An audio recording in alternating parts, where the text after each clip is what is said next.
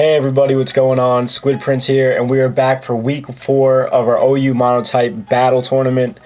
Today we're going up against AJ. We're going up, my buddy Andy. He has the Rock team, if you haven't noticed. Now, pretty much he has 2 very big threats against my team in the form of Mega Aerodactyl and Archeops. Now, before this battle, I was just like, I'm going to have to pull something crazy here to get past, Aerodactyl and Archeops. So I'm thinking in my head, alright, how I'm going to get through this is I'm probably going to have to T-Wave them because they're very fast and they're hard to deal with. So Rotom is going to be very essential during this battle.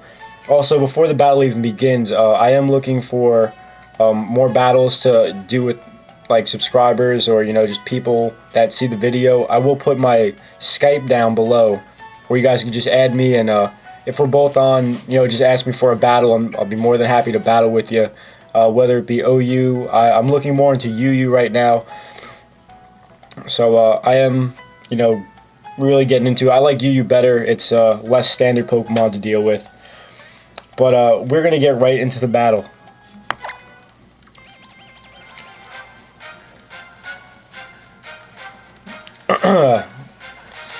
Now, as the battle was beginning, I was like, alright, he's most likely going to lead off with, Aerodactyl or Archeops. So he ends up leading off with his Aerodactyl. I'm going to lead off with my Rotom because this is completely essential here. Now, while this Mega Evolution is happening, my heart is pretty much, in my throat. I'm freaking out. I was like, this thing's going to demolish me. I am, defensive, but this thing is a beast, and it has Tough Claws, Sky Drop. And then, on the way down from the Sky Drop, I realized something. Flying is only neutral on Rotom, because he shares the type of Grass and Electric. So, I take that with ease, and now I'm able to get a T-Wave off to now hinder the massive speed of Mega Aerodactyl. Now, with this being done, I'm able to get a T-Bolt off. It does, massive amounts of damage here. Not enough to take it out, but definitely enough to leave its mark. But Andy goes for a very smart play here. He ends up getting the Tailwind up. He realizes since he has been hindered in an attacking sense, he's still able to help his team. And he still outspeeds me after the T-Wave, which I think is absolutely incredible. But he ends up going for a Taunt just in case, I carry Will-O-Wisp or well, or so I can't T-Wave the Archeops as he wants to bring that in, or anything else that he wanted to bring in for that matter. So now, with the T-Wave up, not the T-Wave, the Tailwind, he does bring in his Archeops, and he does go for, an un-item boosted Stab Acrobatics, which does good damage, but not enough to take me out. I am able to get a T-Wave off and take out the Archeops. Now, this is a big load off my shoulders, because if those two would have, ended up taking out my Rotom with, the attack power they have combined, or critical hits are always an issue that could come in, my team would be in trouble here. But now I'm dealing with another threat in Terrakion. At this point, I don't know, could be Scarf Terrakion, Banded Terrakion, all those types of Terrakions are very hard to deal with. But he shows me that he is Life Orb, so I'm not scared. Also, I have Breloom in my back pocket, and I know for a fact that Mach Punch can take it out from past experiences in battling, using my Infernape and things of that nature. So now that's 3 pokes down. We're halfway there. Breloom has come in. Then he ends up bringing out a Solrock. At this point, I didn't want to stay in. I know it's Psychic, Rock. It gets Flamethrower.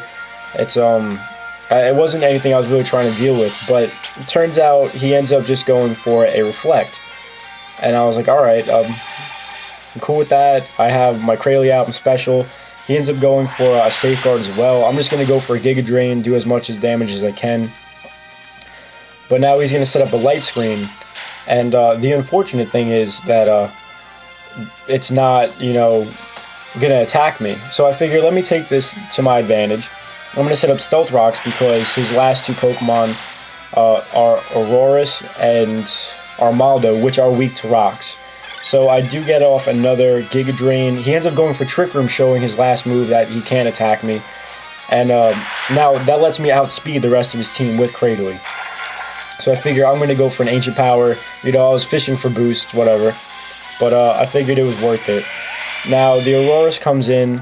I'm super effective against it. It's super effective against me. The Trick Room is up, so I do get to go first, and also the Stealth Rock damage helps out. So now it's going to end up going for a Freeze Dry. Now, Freeze Dry is super effective. It takes me down a tremendous amount, but I do have my Citrus Berry, which is going to, allow me to live another hit. So now it's no longer protected from the Safeguard. I believe the Reflect is going to go out after this next turn. Now, I hit it with an Ancient Power, and this is a little silly here, because I get all the boosts. Now, the unfortunate thing is that now, since we're in Trick Room, it now outspeeds me because it's slower. So I end up living the second Freeze Dry, but it is completely irrelevant because now it outspeeds me because of the Trick Room and my boosts, which actually ends up hindering what I was trying to accomplish. But that is besides the fact, because I can just bring in Breloom to finish up and sweep up the team. Now I can just go for a Drain Punch, and the Aurorus is down. And now he's down to his last Pokemon, which is his Armaldo. Which I was impressed with this Armaldo. Quite defensive. Now, my Breloom is Adamant Nature, Life Orb, Technician. And Drain Punch isn't affected by Technician, but still, massive power. Life Orb, Drain Punch, and Stab and all that. And the Armaldo lives it from even after Stealth Rock damage, which I was impressed by. I was like, wow, that's really cool. So he comes out, hits me with a Cross Poison. It is super effective, but not enough to take me out because I am running max HP on this as well. And then I could just finish it off with one last Drain Punch. But, that's a great battle right there. Always fun. And now, next week, we need to keep this going. Right now, our record at this point is 3 wins and 1 loss. So now we're up against Steel, against my buddy D next week. And it's going to be a little hard, Steel types are mainly very defensive and resist my stab and grass moves, so we're going to see how it plays out. But I hope you guys did enjoy this week. Once again, I will leave my I'll leave my cat home next time so it doesn't meow during my videos. However, I will leave my Skype name in the description below. Add me. More than happy to battle with you. And hopefully we can keep this good win streak going. And I'll catch you guys next week. Okay, bye.